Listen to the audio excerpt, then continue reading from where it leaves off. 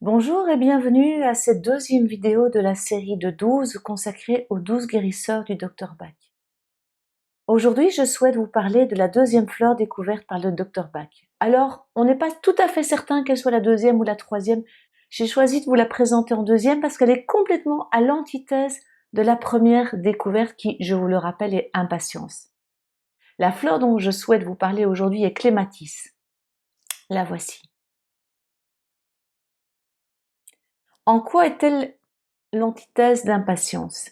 Eh bien, le Dr Bach a découvert cette fleur en se connectant à certains de ses patients qui étaient déconnectés de la vie, qui n'avaient pas vraiment de goût à guérir, qui se laissaient aller, qui étaient constamment perdus dans les nuages, qui étaient un peu endormis, un peu dolents.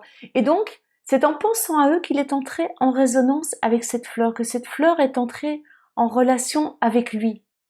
D'ailleurs, je vais vous partager ce qu'il en dit pour que vous compreniez mieux de quoi il s'agit.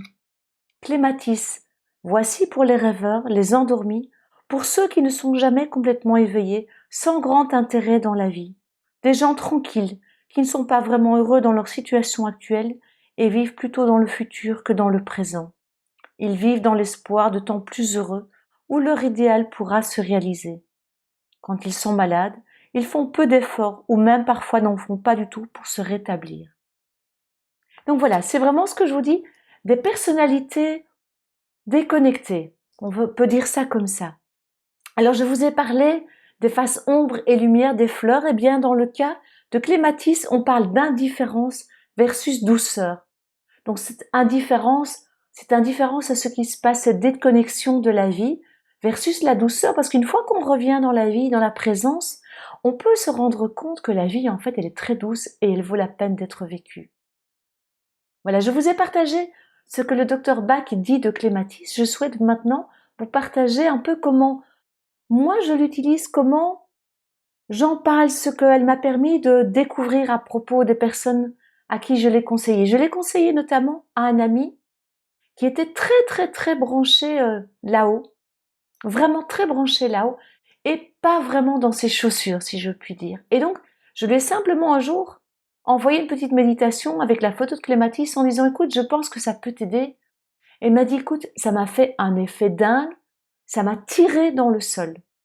Cette fleur l'a vraiment ramené dans la vie, dans le concret. Parce que si vous observez un arbre, on dit toujours, voilà, les arbres qui montent, notamment les hêtres, qui ont des fûts extraordinaires qui s'élèvent très haut. Mais pour s'élever, ils ont dû s'ancrer. Ils ont dû avoir des racines. On ne peut pas s'élever si on n'est pas ancré. Eh bien, c'est vraiment ça le message que j'aime à faire passer avec les Matisse, c'est on peut être connecté là-haut et c'est important d'avoir les pieds dans la vie. On ne peut pas être uniquement dans la terre ou uniquement dans le ciel. Nous sommes des êtres posés entre ciel et terre. Et donc Clématis vient faire la jonction entre ciel et terre et nous permettre de prendre notre place dans cette vie, de vraiment nous installer dans la vie et de là bien faire ce que nous avons à faire en étant présent, en étant ancré. Si vous observez un petit peu la fleur de la clématite, vous pouvez voir à quel point elle est ouverte.